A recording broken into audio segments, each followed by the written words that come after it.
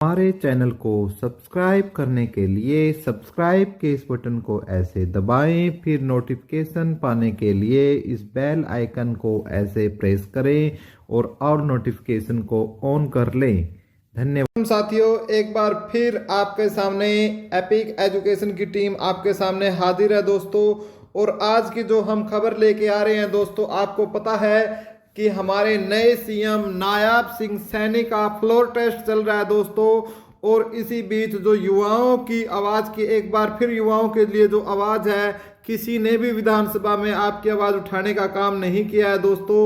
लेकिन मैं एक बार फिर भाई बलराज कुंडू को इस बात के लिए बहुत ही तहे दिल से धन्यवाद देता हूं कि जिसने आपकी आवाज़ उठाई। वो कौन है दोस्तों? उसका नाम है बलराज कुंडू। मैं हर एक बात आपको उनके अभी सुनाने वाला हूं कि उनकी भाषा में क्या आवाज़ उठाई दोस्तों। और जो हमारे टीजीटी के भाई और 5657 और ग्रुप हमारे डी के जो भी भाई हैं दोस्तों, जो भी आपके काम कर रहे हैं दोस्तों, आपको पता ही होगा कि आपकी मेहनत जरूर रंग लाएगी दोस्तों। आप डटे रहिए। लेकिन फिलहाल आपको मैं वहां जाने से पहले बलराज कुंडू का आपको विधानसभा में बोले गए बातें सारी सुनवा देता हूं। सुनिए दोस्तों, पहले फिर बात करेंगे जी। तो मैं बधाई देता हूं और एक बात कहना चाहता हूं कि बहुमत तो आपके पास है, 41 और 7 48 आपके पास पूर्ण बहुमत है।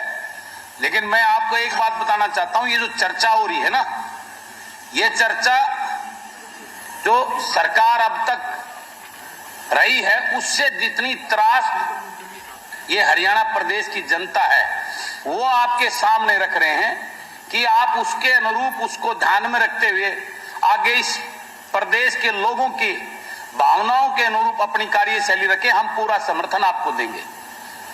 और अभी हमारे माननीय साथी मेरे भाई ने एक बात बोली, अंतरात्मा की बात।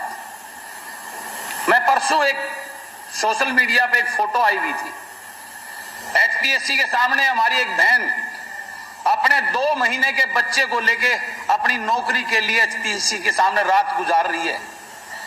तो मैं कहना चाहता हूं, उसको देख के ये सरकार अपनी अंतरात्मा को जगाए, वो देखने की जरूरत है। आज पूरे प्रदेश का युवा नौकरी के लिए आपके पोर्टल, जिसको आप बड़े गुणगान करते हो, उसकी खामियों की वजह से, जिसके नंबर थे ज्यादा, कम नंबर वाले को आप ज्वाइनिंग दे रहे हो रातों रात, वो अपने हक के लिए वहां सड़कों पे बैठा है एचपीएससी के सामने।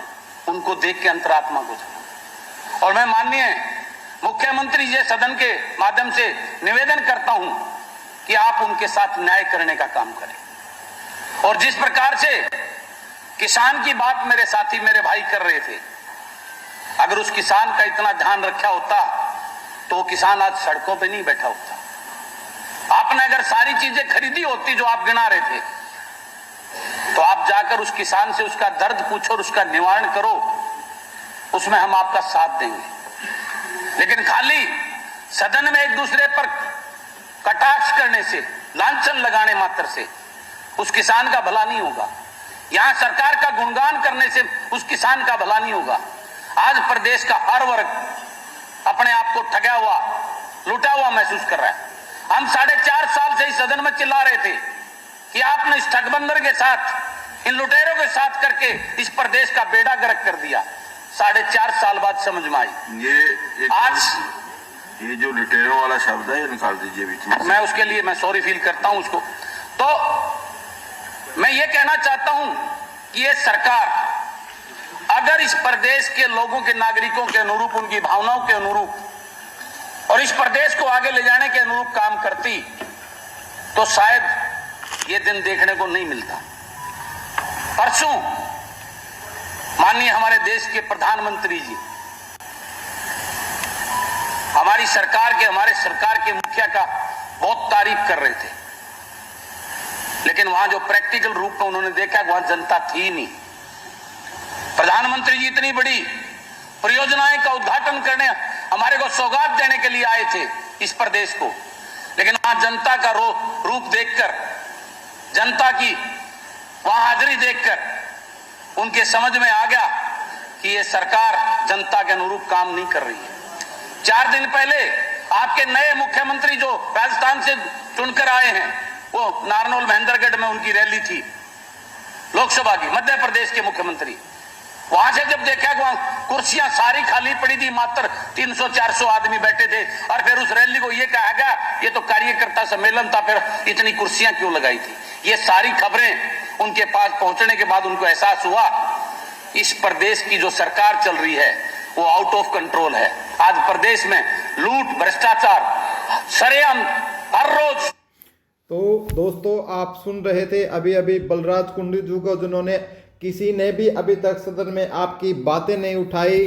जो युवा वर्ग है, जिसको इतना सता रखा है हमारे हरियाणा स्टाफ सिलेक्शन कमीशन ने और हरियाणा पब्लिक सर्विस कमीशन ने, तो दोस्तों इन सभी के खिलाफ, चाहे आपका हरियाणा स्टाफ सिलेक्शन कमीशन हो, ठीक है, हरियाणा स्टाफ सिलेक्शन कमीशन हो, चाहे आपका HPSC हो, इन दोनों के खिलाफ आवाज़ उठाई है दोस्तों। और ख़ास तौर से वो युवा, और देखो कितना इफेक्ट, आप सोचते हो ना आपको कोई नहीं उपद्रव कर रहा, आपको उपद्रव किया जाता है। जो सरकार के नुमाइंदे होते हैं, जिनको इस काम के लिए छोड़ा जाता है, उनको नज़र रखा जाता है कि आप क्या कर रहे हो। आपकी हर एक जो अभी आप काम करते हो उस पर नज़र सरकार की तीखी बनी रहती है। केवल सरकार की ही नहीं, विरोधी पार्टी की भी आप पर बनी रहती है दोस्तों। तो इसलिए मैं आपको, जो हमारे TGT वाले साथी हैं जो अभी तक घरों में पड़े हुए हैं, लेकिन आपको यदि ज्वाइनिंग चाहिए दोस्तों, तो आप जो बच्चे गए हुए हैं, तकरीबन आपके 250 प्लस बच्चे गए हुए हैं जो अपना प्रोटेस्ट कर रहे हैं। इसी प्रकार जो 56-57 वाले हैं वो बच्चे भी लगातार आपके प्रोटेस्ट में जारी हैं रिजल्ट निकालने के लिए। और साथ में ही जो हमारे जो ग्रुप 20 का जो इन्होंने रिवाइज रिजल्ट भी निकाल दिया, ग्रुप C की जो 20 ग्रुप्स हैं उनका रिवाइज रिजल्ट निकालने के बावजूद भी उसमें बहुत सारी खामियां हैं दोस्तों। जिसका सिलेक्शन होना चाहिए था उसका सिलेक्शन नहीं हुआ। जिसका जो डॉक्यूमेंट्स बन के आए हैं, उनकी जो भी संस्था थी उसका नाम वैध संस्थाओं में है, उसके बावजूद भी उस बच्चे का नाम जो है कट के आ गया। तो इतनी सारी खामियां हमारी, ये बोल सकते हो सरकार में बोल सकते हो या सरकार कि ही, वैसे तो HSSC क्या एक ऑटोनोमस पावर है, लेकिन भाई इसमें सीधा हस्तक्षेप राजनीति का डायरेक्ट रहता है। आप लोग भी देख चुके होंगे कि कितना डायरेक्ट हस्तक्षेप रहता है। तो दोस्तों, हमारे इस चैनल को ओपन करने का सिर्फ और सिर्फ एक मकसद है, हमारे युवाओं की आवाज़ उठाना। आप में से किसी भाई के पास कोई वीडियो आप शेयर करना चाहते हो तो मुझे टेलीग्राम पर भेज सकते हो दोस्तों। आप मेरे से कांटेक्ट कर सकते हो, आप कमेंट बॉक्स में कमेंट कर सकते हो, ठीक है। कोई चाहे TGT वाला भाई हो, चाहे 56-57 वाला भाई हो, आप यदि धरने पे हो, धरने से वीडियो बनाकर मेरे पास भेजते हो, मेरा पूरा सपोर्ट रहेगा दोस्तों। कोई दिक्कत वाली बात नहीं है, हम आपके साथ हैं दोस्तों। और आपकी आवाज़ आज सदन तक गई है, विधानसभा सदन तक गई है, कल ऊपर तक भी जाएगी और जीत आपकी निश्चित है। हम इन्हीं वाक्यों के साथ कि जीत आपकी निश्चित है हमारी वाणी को विराम देना चाहेंगे दोस्तों। और आपकी आवाज़ बनकर हमेशा आपका साथ देंगे, युवाओं का, हमारे बेरोजगार भाइयों का, ठीक है। क्योंकि भाई बेरोजगारी का दर्द हम समझ सकते हैं कितना जबरदस्त होता है। तो हम आपके साथ हैं दोस्तों, लगे रहिए इसी होश आवाज़ों के साथ। और ऐसी ही ताज़ा अपडेट के लिए चैनल को सब्सक्राइब कर लो। Thank you.